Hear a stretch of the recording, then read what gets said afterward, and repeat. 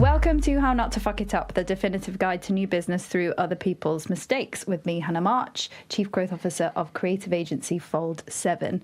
And welcome to today's guest, Oli Richards. Thank you. Great to be here. Thank you. So Oli has had nearly 20 years of experience in agency new business and marketing, working across creative, media, strategy, production, experiential and sports marketing disciplines for agencies, including Engine, which is where we met. That's it. And worked together, Dentsu, McGarry-Bone and Above and Beyond. Newly appointed Chief Growth Officer for Saatchi Saatchi in the UK, where you are overseeing growth and reputation. Also an active member of IPA New Business and Marketing Group, host the New Business Diaries podcast, and you teach a module in the Advanced New Business MIPA course. And outside of work, you're dad to Isla and Ash, and cook and teach barbecue via your side hustle, the Surrey Smoker. That's it. Can you tell me about that for a minute first? Oh, you want to start there? Go happily, yeah. The barbecue thing was it was sort of a weird lockdown COVID throwback. I started posting pictures of stuff that I was cooking, and frankly, no one cared. They kept telling me that they didn't care about things I was posting, sort of big hunks of meat. And I was just seeking engagement from something outside of work and being at home. So I set up this little Instagram account and just basically started talking to other loser dads who were cooking barbecue. Started a barbecue community. Yeah, but that's what it started as, was like talk to other people who actually care about what I was posting. But it went really well because everybody was cooking at home and there were just a bunch of people who wanted to talk about barbecue. One thing led to another, and I started teaching. I taught over the summer, doing some barbecue lessons. I demo cook at festivals in the summer on barbecues for a charcoal company, Big K Charcoal, and I actually then ended up using it at work. So it was, I cooked for Ad Forums, the group intermediaries that they dropped in. So I cooked for Ad Forum. I was teaching barbecue lessons at the office. Yeah, so it sort of blended work and fun outside of work at the same time. Very quickly, what's the secret to a good barbecue meat? It's not about the time something takes to cook, it's about the internal temperature of the thing you're cooking, especially with meat. Succinct, yeah? Okay. Good. Thank you. And on another non-work related topic, I wanted to start with Oli as a child. So where did you grow up? How has your life as a child informed who you are now? And did you ever think that you were suited to a career in new business? Like, what were you good at? Do you think that that's related? Yeah, totally. I think it's... So I grew up in Essex. I'm pretty normal, to be honest. I'm not from a particularly privileged background. Went to a standard comprehensive school, one of three brothers. My dad left school when he was 16, but worked his way up into some really good jobs in the city. So sort of had this upbringing, which was just really normal, but with a dad who had been really successful and quite self-made. I think my school was sort of what made me a lot of what I am now, and I think a lot of people will probably relate to that as a story. But going to a comprehensive school, it was tough, right? It was a tough comprehensive school with a really broad section of different types of people, and I think very quickly I had to learn how to deal with somebody that wasn't like me even remotely, alongside a lot of my mates who were. And I think what that teaches you is stuff that's quite useful in new business, which is kind of that chameleon-like quality. So being able to be a lot of things to a lot of different people, but also knowing where you can put your foot down and make your mark in a way that isn't going to cross a line. Because frankly, if you crossed the line in my school, there was probably a hand in your face. So I think that was really the making of me. I think I played a lot of team sports as well. So I played rugby since I was a kid. I think that's taught me loads about teamwork, and there's a little bit in there about the exhilaration of winning, which I think is a big part of it too. But on the competitiveness. Totally, yeah, I think so. And is it self-selecting? There's probably a little bit of that as well, but I think the not just new business, but advertising and marketing generally, it wasn't on the radar at all. No, same for me in Liverpool. Couldn't tell you anything about it growing up. It was, most people did. They either went to the City of London if they were really clever, or university. A lot of people went to the military because it's Essex, lots of military there, or people just stayed in the town and just sort of worked in the town. So I was, definitely had no idea it even existed. So me neither. In fact, at a careers meeting that I'd gone to, and you have to take a little test on the computer. I got told I'd be really suited to being, because I was into people and also quite creative, I'd be a really good dog groomer. Dog groomer. I remember that. Those systems where you'd go through and type things in. Do you know what mine was? What was Fence yours? erector. A fence erector. How did that one come up? I think it was. I said I liked working outside. I think that was like the dream. I was like, I play rugby. I like working outside. Fence erector. Fence erector. Not a job. It's not a job. All the things you could have been doing outside a fence erector. Yeah, exactly. Not a thing. Not a thing. It's very interesting what you were saying earlier about how your environment at school has taught you how to be malleable and to react to the way that people are with you and who they are as people. Because I think we've chatted about this before, but I'm exactly the same. I came from a very controlled household where you did have to manage the moods of other people in the house, and you didn't really know when you're walking into a room on that day, like what mood they were going to be in and what side of themselves they were going to show. So it was almost in the same way as you, a defence mechanism to understand from a very early age how important it was to read people's emotions and to read what they would react well to. And so, yeah, it really resonates with me what you said there. So on the broad topic of making mistakes and failing, we're going to start with a big one. What do you think is the biggest mistake that you've ever made, and how did you deal with it? And then what have you learned from it? I hate this question in so many ways, and I thought about how to do this. I think actually, the story I'll tell you is probably one story from a string of stories at a certain point in my career. Yeah. But I think it's quite illustrative of the sort of things that I was struggling with. And the way I'd articulate it, I mean, you will relate to this, and people listening will relate to this if they work in new business. You hit a point in new business where the sacred creds of the agency are handed to you almost ceremonially, along with the case studies and the agency culture slides and all that stuff. And you are given that to go out and make some stuff happen. And I think there is up to that point, you are often with somebody else who's doing it, an MD, frankly, someone who's been doing it a lot longer than you. And so I'm sort of caveating all of this quite heavily, because I think this was one of those moments where you look back on it and you're like, I think the ground literally opened up and swallowed me up. So I think I'd got a meeting with it was a car hire company. It's one of these places that's like arse end of nowhere, right? So out on a train. And I was feeling really good about doing this because I'd sat and seen this guy present the creds so many times. So feeling good, laptop in my hand, did the cursory scan over the social media on the train, and arrived at this place. And they just signed a Premier League deal with a big Premier League club, right? So it's a big moment for them. And at the time I was working for an agency where we were looking to pick up like activation, sponsorship activation work. So like do the events, do the PR, do that sort of stuff. So I remember sitting down with this client and sitting in the room as you always did, and I was always used to, with one finger on the space bar, basically about to go, okay, shall we begin? And she went, let's not start with that. Let's start with the new platform that we've developed for the sponsorship, because I would love to get your take on the platform and how we might activate it. And I think that the challenge at that point was I just didn't have that depth of knowledge. I'd gone there ready to talk about myself. Yeah. She wanted a point of view on what they were doing, and so I remember seeing this line, and it sort of looked like the sort of thing that an ad agency would have produced, and. So I literally had nothing, and I remember just looking at the line and going, "Oh, I don't like that. I like this. I like this." Turns out she'd written the line, and so literally. And also, you have none of that information from the get-go. If you're sent a brief, you interrogate it and you try and understand the internal, like how they've got there internally and who's responsible for it, and then ask questions about it and all of that. And you have none of that opportunity before, and you have no thinking time. It's actually a really mean thing to do. But it's also that to an extent.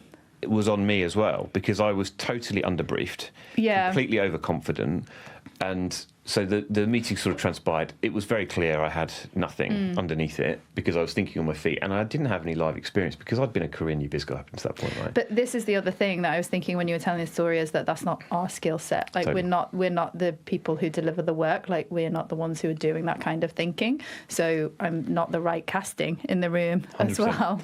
But it is. I think I definitely spent a lot of that period of time being probably too confident about what I was doing and not really engaging enough. And I think it's it's a really important quality at that point in your career to just be a bit more curious about what the agency does, getting a bit deeper with the discipline and getting close to people that do it. And I just haven't done it. And so I just remember vividly like this, the ground opening up, me getting to a point where I'd said absolutely nothing. This thing is not going well. And me going, shall I push go on the creds? And then end up stumbling through these creds and wanting to be anywhere but that room. And yeah, that's... Who was it in that meeting with you? I did that one solo. Oh, solo. Okay. Well, I mean, at least that's one small reprieve.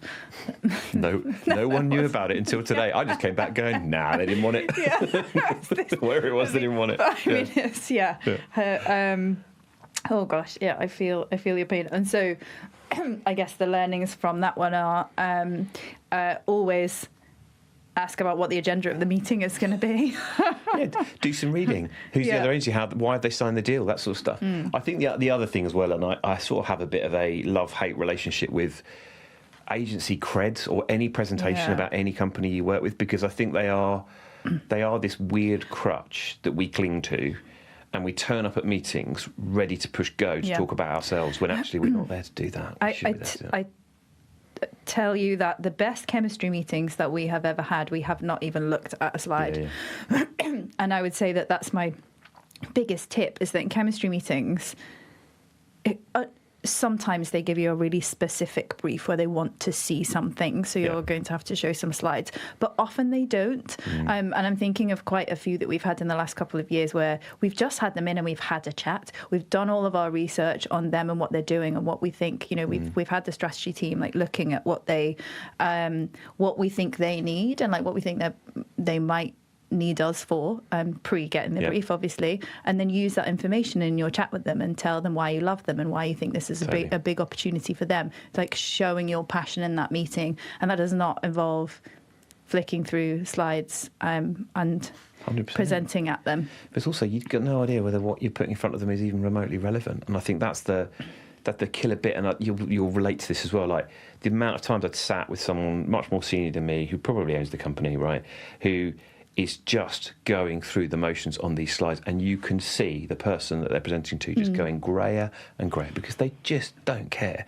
And I think it's that it's trying to step away from that, and even if you desperately want to go through it, take 15 minutes and just talk at the beginning about something else that isn't about you. That's it. I think it's baking in enough time to have a really interesting an insightful chat about them, because you're right, they don't care about all of the agencies that they've gone to can deliver great work, so they're going to see great work wherever they go, and they're probably going to see relevant work because they will have chosen agencies that have done something that they think is similar to their problem or in their category or whatever that might be. But yeah, it's baking in that time, preferably without slides at all, but of course you often do have to show slides, so as long as you've got at least 20 minutes of that hour at least talking about them, because they don't care about being presented at, they do care about their own brand. 100%.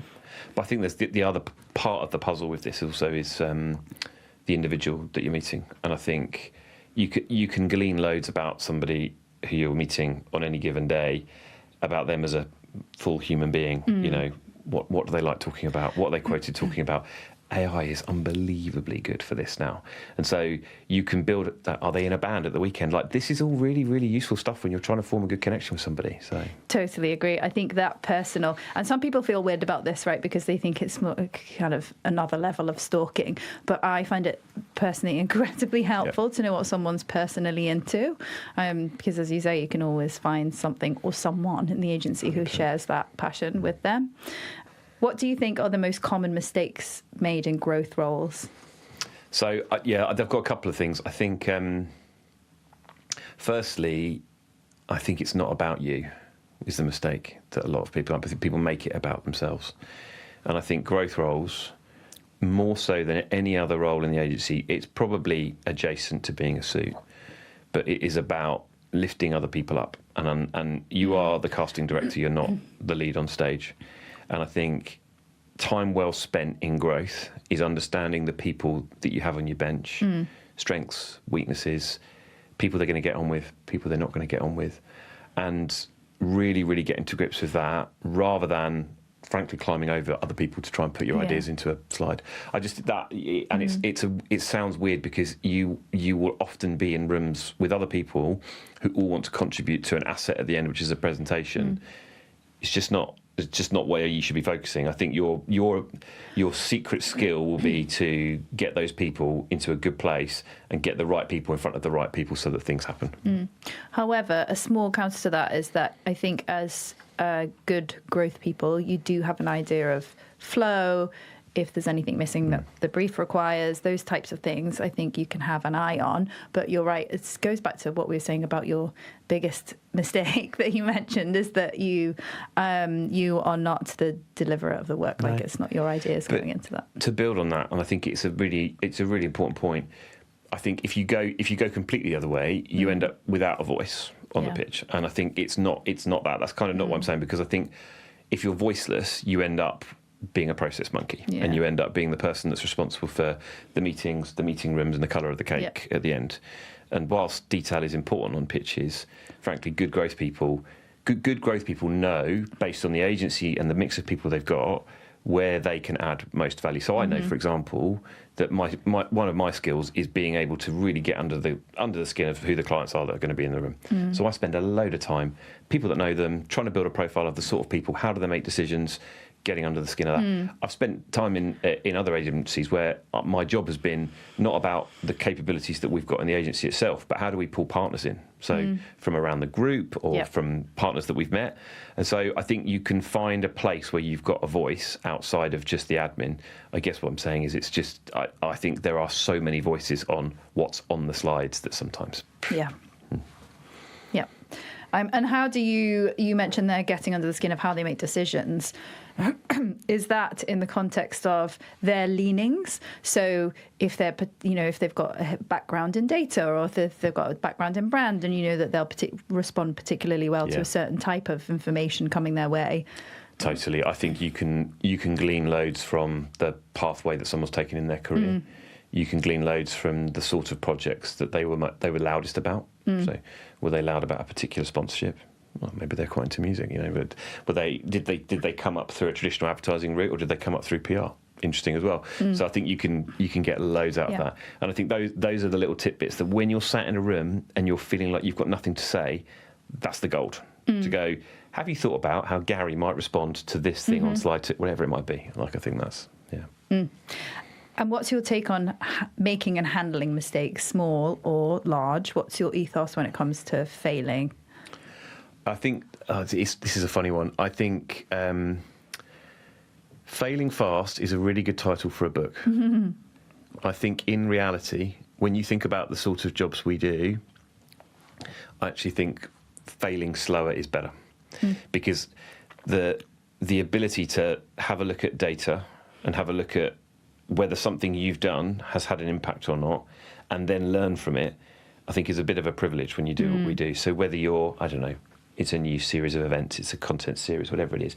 If you've got your website analytics, if you've got your social engagement numbers, if you've got your inbound leads, you've got your conversion rate, whatever it might be, and you know the base level of that, you can really observe whether something actually has failed or whether it is just someone's opinion. I think as well, when you look at the data afterwards, you can always take a really good educated guess at why it wasn't better. Yeah. And then the next time, you make your list of things that you would do differently next time, and you have a really good list, and you know that the next time you do it, it's going to have much higher impact.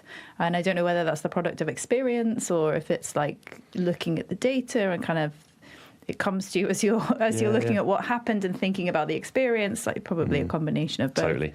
I think the challenge with experience sometimes is that something that worked at one place won't necessarily work at another place. Yeah. And so if you just rely on your gut and experience, then sometimes you do fail and you don't know why.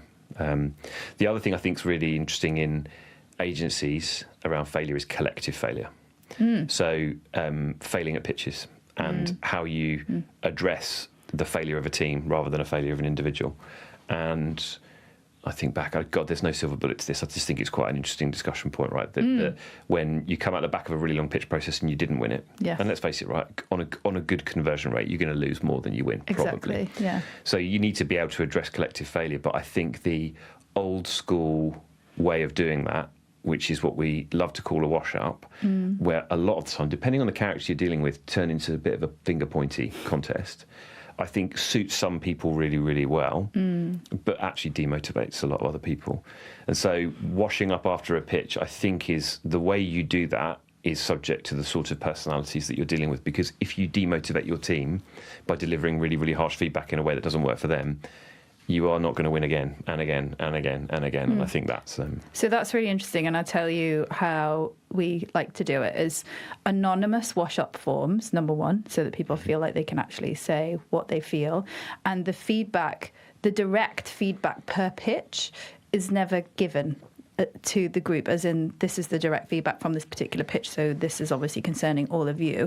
Like the exercise that we've gone through very recently is looking at the last sort of 12 pitches that we've done, mapping themes in a spreadsheet.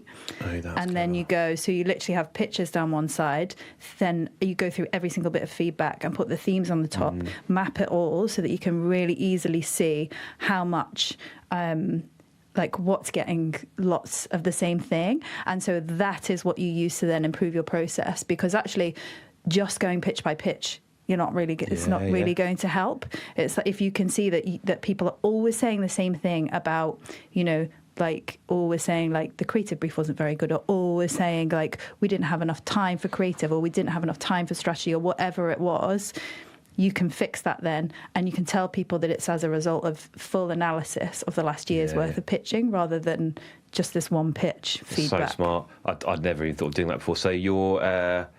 Are you genuinely seeing the same thing over and over again? Yeah, some things, because obviously as you're looking through, you start with nothing on the top columns, and so you go through and every single bit of feedback, if it's different, you make a new column, and so you go through one by one the pitches, and you end up with just this big map that's like filled out. And it's really obvious to see the areas. It's just the big challenge I have with it is quality of the feedback as well, and I know you can't control that, but man, does it vary. It so does, and I think you do also have to keep in mind the individual pitches, and some things where, you know, like you have to take some things with a pinch of salt. But another really helpful thing to do is to compare it to client feedback. So you get all of your client feedback and do exactly the same thing. And where you see parallels, that's where you know it's true. Yeah, okay, that's interesting. I'm going to steal that. Right, so we're going to talk a little bit about experimenting with new approaches and techniques and technologies, because obviously there's a lot of that around at the moment. How do you do that? How do you dive into new things? And also, what's the biggest bet that you've made in related to kind of experimentation or trying something new that didn't pay off? I think I'm relatively good at this stuff. I think I'll sporadically pick things up. I mean, I think like the advent, some of the AI stuff has been really useful when trying to get under the skin of, you know, some of the behind the scenes stuff on pitches. So client profiles, decision making, that sort of stuff. I think it's been really useful in terms of bringing together that huge body of research that you need to do on the work they've done before and all that. So I think that's been a massive time saver, but I'm definitely not being revolutionary in saying that. I think bets that haven't paid off. I think that's a great question, because my one that has always grinded me more than anything else is mass email send-outs. But nobody reads email. I don't know why anyone would still be doing that, because no one even reads like spam 100%. emails. How many do you delete a day? And but it is something that I know people still do, because I know how many of them that I get. But I've always had a slight irk with this. It's worked once for me ever in my career. As in you responding? As in I worked for a place where it was a useful tool. Oh, I see. And so when I worked at Engine at Synergy, when we met, we had a really, really good end of week email that went out. And I could see on the analytics that it was being read very widely by some clients that we were looking to reach, and it was regularly cited. That's slightly different. So that's more like content of value. Yes. 100%. And that's where it works still. Yeah. So there's I'm signed up to loads of newsletters, you know, and actually LinkedIn is the new newsletter hub.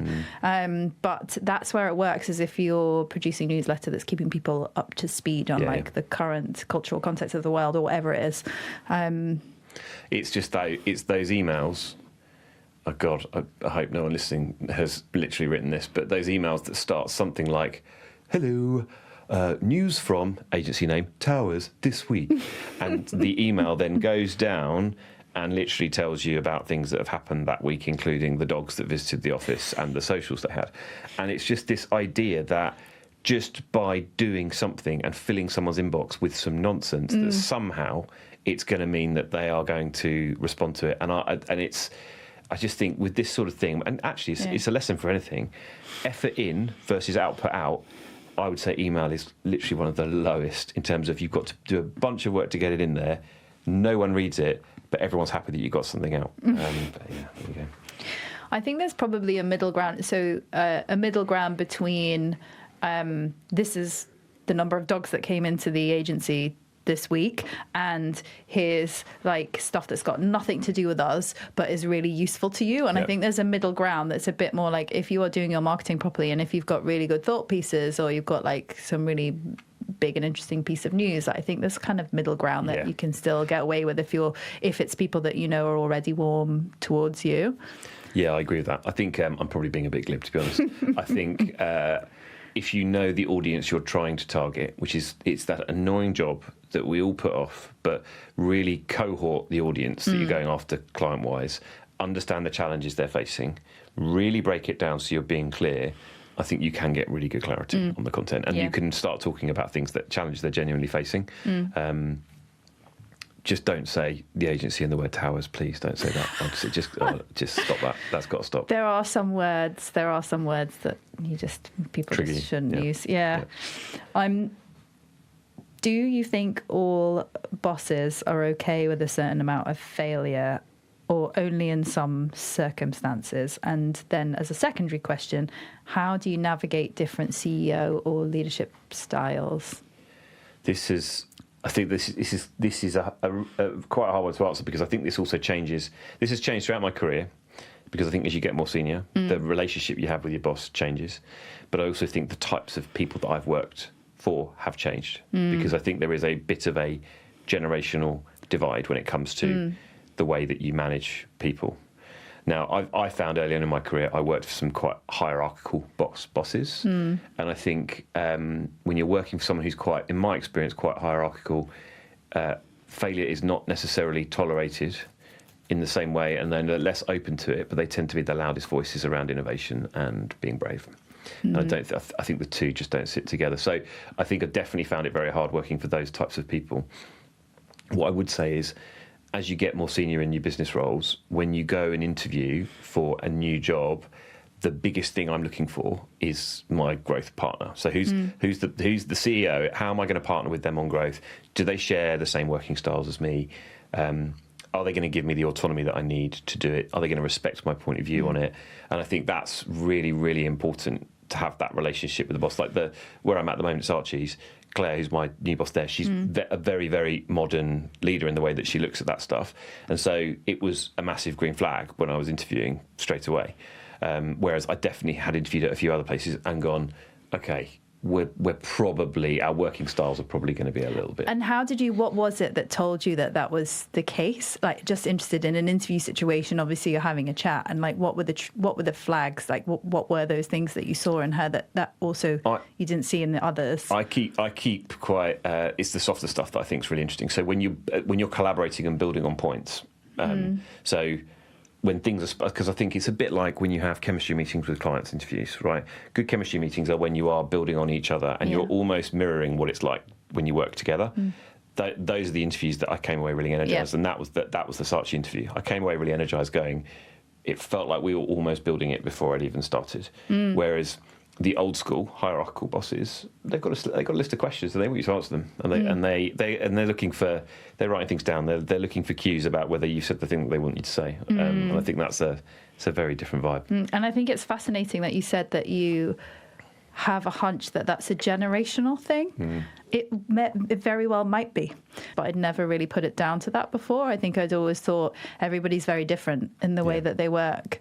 Let's talk about the nuts and bolts of the role a little bit. So there are a bunch of different topics that I think we could cover off, but you particularly have had a lot of experience in pipeline building, agency rep, and connecting marketing and new business. So perhaps we talk about those three things. And if we start with pipeline building, under the theme of mistakes, I suppose, let's start with what you think doesn't work. Yeah. I don't know, we covered off a little bit with the emailing. Yeah. I just think cold is... in order to do cold outreach, prospecting, in order to make that work, you have to have considerable resources. Yeah. And I'm not just talking about considerable resources. So I'm chatting to a mate of mine who works in the US for an agency recently, and they use email as their first piece of cold prospecting. They send about 25,000 emails a month. Wow.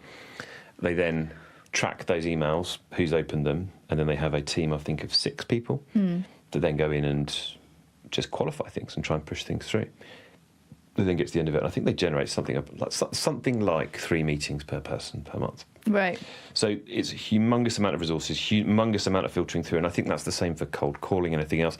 And you've not even met that person yet, right? So you could get to a point where you're doing those meetings and none of them convert into anything. Well, most of the time, none of them convert. So and also, I'd say about cold that the whole point of cold is to make them warm. Yeah. So when you're converting, you're actually converting warm leads because you've gone through a process to take them from cold to warm. So, which is a process that involves a lot of resource and a lot of time. And so you have to make the decision about whether or not you have that time and resource to do that. Exactly. And I think the role of marketing in that is interesting as well, because I think the modern way of growing an agency is using if you think about the sales funnel, I get really boring. I love the funnel. Let's talk about the funnel. Boring with the sales funnel. So I'm just at a meeting and I'm like, flick up the sales funnel. But if you think about that, you go your bottom funnel, which is effectively stuff that's coming in, qualifying and trying to push through. And that's probably things like intermediaries. And don't get me wrong, there's a bit of intermediary back and forth and keeping that thing warm and sending them work and all that sort of stuff.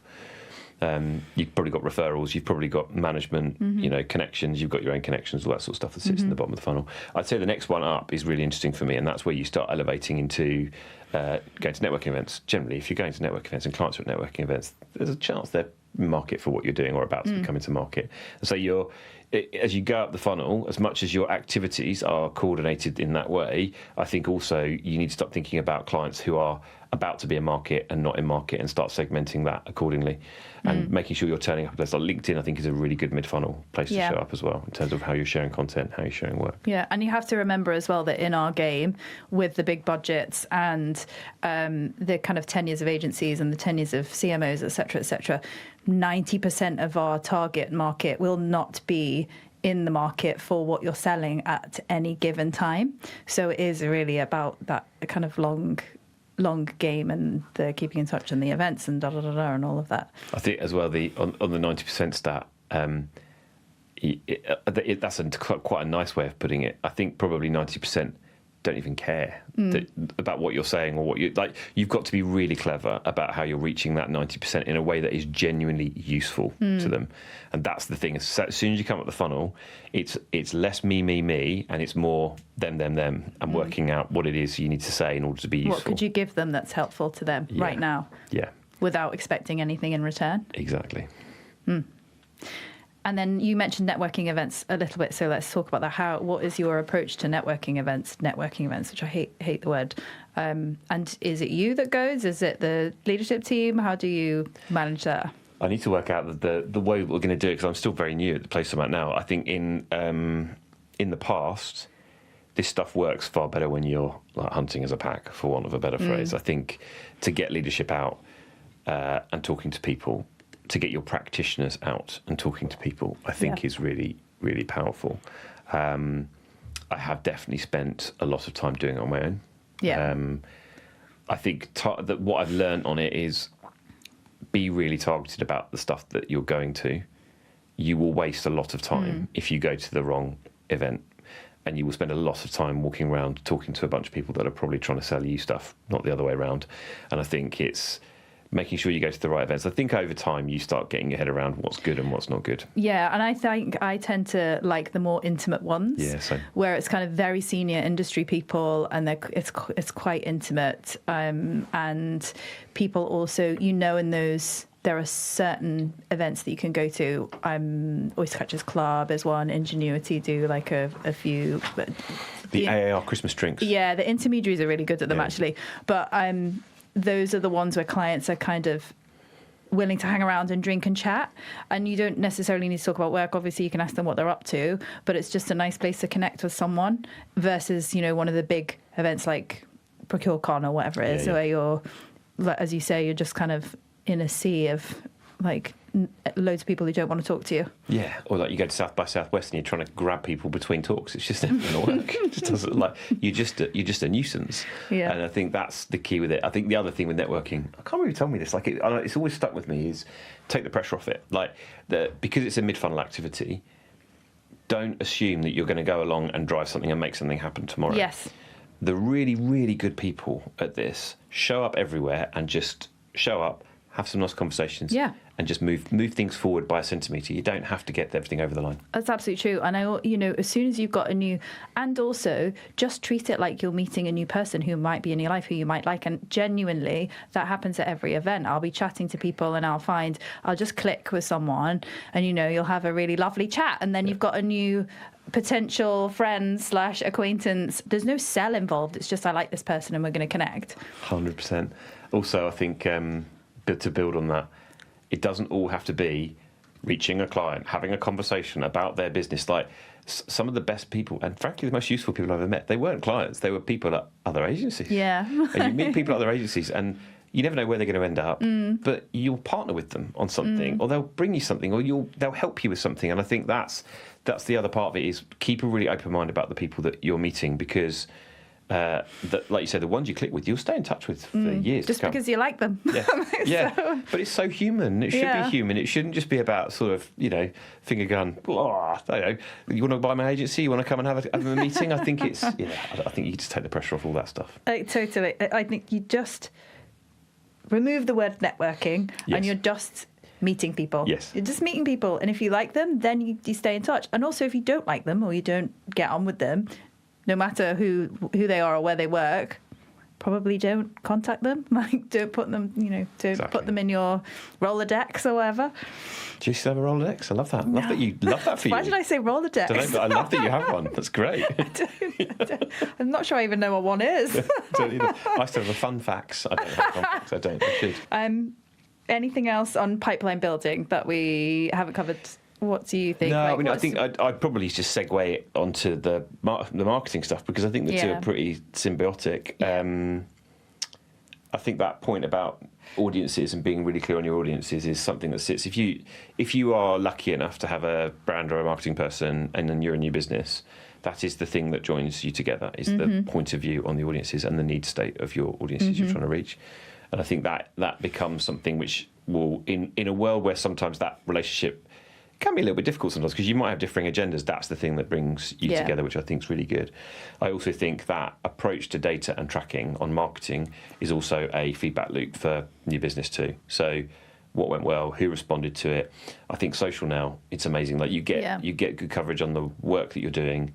You look at the comments underneath, your marketing person might clock that, someone from a brand who is clearly looking for someone right now is commenting underneath, or an intermediary is commenting underneath, and they can feed that back. And I think that's really good too. So. Yeah, that's where LinkedIn is really useful, to tracking not just comments on the work, but also not just comments and likes, but also where you've got new followers. Like, seeing if someone from a brand has followed you recently because of something you posted. Wow, that's a big tell that they are warm, potentially. So, invite them to an event or to anything. Perfect.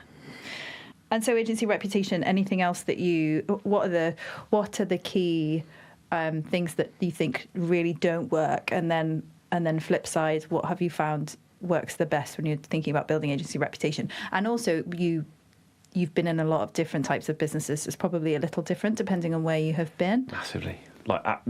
Massively. I think... So in advertising, some of these things are really good. You can definitely over-index on some stuff. Awards is a great one, right? Yeah. So awards are a really important part of your reputation strategy. But if you just do awards, you will spend all your money, and 90% of it no one will care about. And so I think there is a bit of an ethos, in my mind anyway, of just doing a little bit of everything reputationally, but do it really, really well. I think comms is sort of the same as well. I think... comms for me is the best reputation driver of anything that you'll do if you get it right. Because because it's earned, you're showing up in places editorially that clients are probably reading stuff, or intermediaries or whoever it is reading stuff. And so having a strategy for that, and sort of I always split it between hygiene, which is work wins and hires. Yeah, and news. Right. Yeah, and just making sure that is done without any issues whatsoever, and you've got a clear strategy. That's your lower funnel. But also having a regular drumbeat of work wins and news. So exactly. We have to work out, like, if you've got a gap, what are you going to fill it with? But that's where I think you get to your mid-funnel when you go, that's where you're going to add in your thought leadership, your point of view on the category, your challenge-focused stuff. The best way I ever got it away, is giving away a good secret, this one, is we worked with Persuasion for quite a long time at my old agency, so Jane Austen's PR agency. And we used Alex, who's the ex-editor of Ad Age, would come in and work with our senior team. And it was a brilliant system for exactly what you've described, which is the gaps in between. And she would sit with the senior management and she would just talk to them about things they're passionate about. So she would own the news hook, and she'd go, I know what the news hooks are, you know what you're passionate about. She'd just bring it together. Yeah. And it was brilliant because what you did is you took away that inertia that comes from, I don't know what to write, I just can't get anything out. She'd start the process, you knew it had a hook, you get to a point where you could sell something in. The stuff we were getting away, you're getting away at least one a month, right? Yeah. And I think that was a really good learning for me, of just clear the inertia by just using somebody just to move things along.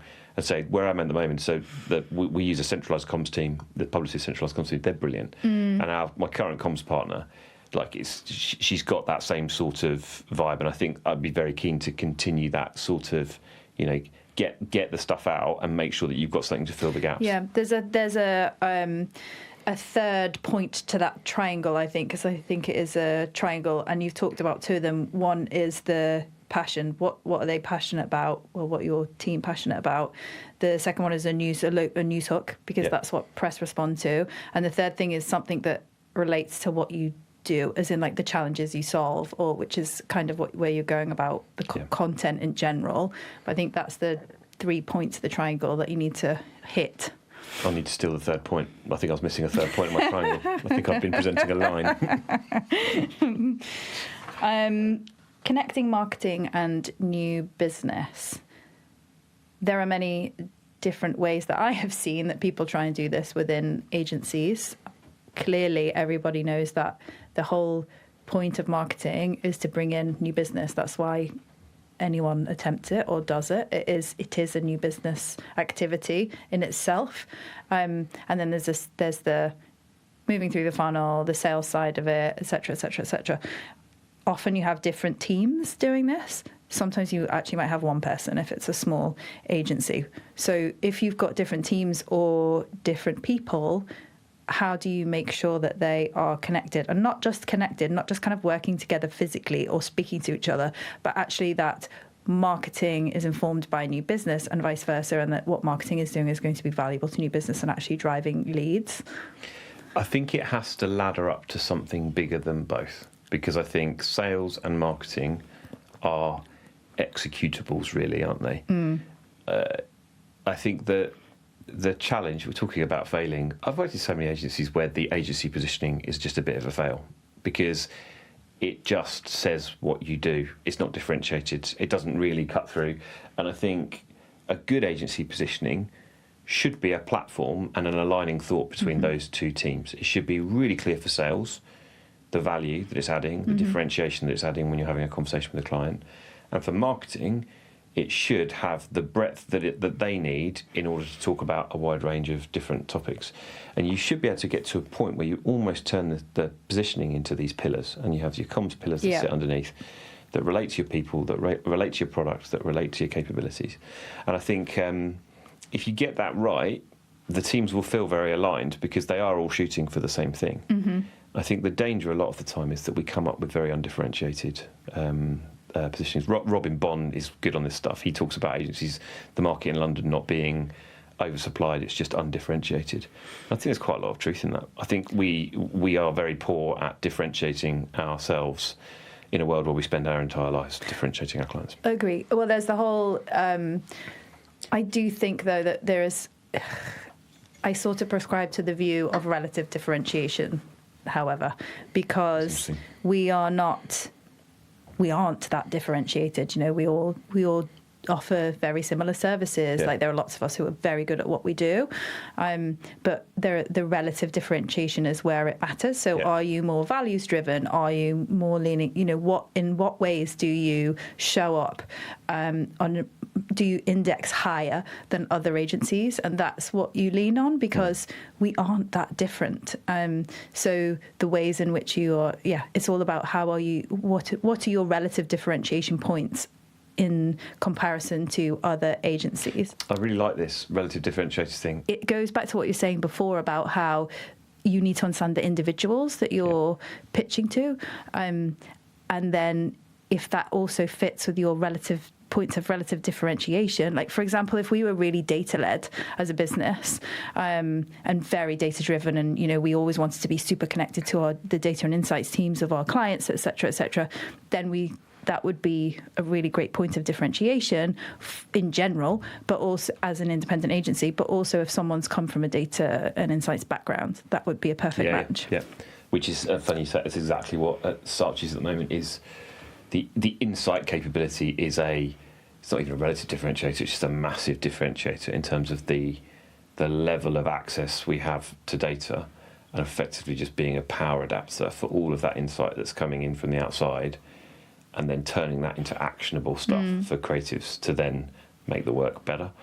But I would still count that as a relative differentiator, because ultimately when you look at the service sets that Saatchi deliver, they're the same as most other agencies. But that is a big relative differentiator. Yeah, very good. Final question, closing question. What is one idea that experts in the growth field say a lot that you actually disagree with? This is so clear for me. It is that it's always the same as a blueprint. The growth in agencies is just, if you follow the roadmap, the growth will come. Believe in the roadmap. I can't tell you how many times I've spoken to a consultant or a lead gen agency or whatever it is, and they've flashed up the logos on the screen. They've gone, hey, we're doing growth. If you're a smaller indie, hey, we're doing growth for BBH. Or if you're working for a big holding company, we're working for a digital shop in Brighton. And you just go, it's not the same. Frankly, I've worked in creative media, strategy, production, experiential, PR, sports. Like I've covered a lot of disciplines, all of them. So just by discipline, you grow agencies differently. You do it differently again if you're going for projects or retainers, size of the clients, types of clients you're going for. I believe really strongly in this, that there's a lot of people who peddle, follow my process and the magic will come. Yeah. Without really understanding there's a huge amount of nuance. And I think you have to spend a lot of time in an agency, even down to the personalities you've got, and the skills and the unfair advantages that you have in the market. I think the worst thing we can do is all be the same, because we're already so homogenised. And I think the way the market's gone at the moment, if we all try and grow the same way and go after the same clients and have the same positioning, we're just going to be commoditised even more. We're already being commoditised. So how do you find your way then? Obviously, speaking as someone who's worked at very different businesses, as you have, when you're going from one type of business into another type of business that you might not have worked at before, how do you find your way to find what is right for them, growth-wise? I think you start with, it's very boring because it sort of all starts at the same place for me. It starts with what are the sort of clients that you have a right to win with and that you want to win with. Make sure that they are the sort of client you're doing the sort of work, and you're already working with the sort of clients that they're going to relate to. Get your head into the need state of those particular clients and fashion a strategy around that. Don't just follow the playbook of let's do some events, let's do some email marketing, let's do some cold calling. I think you can spend a lot of time spinning your wheels and wasting your time. Trying to just follow the pilgrimage, and I just find it nonsense. Anybody who shows me that slide with, we've done it for all these agencies, and none of those agencies are anything like the one. You're like, so I'm done. I'm just done at that point. I'm finished. So yeah.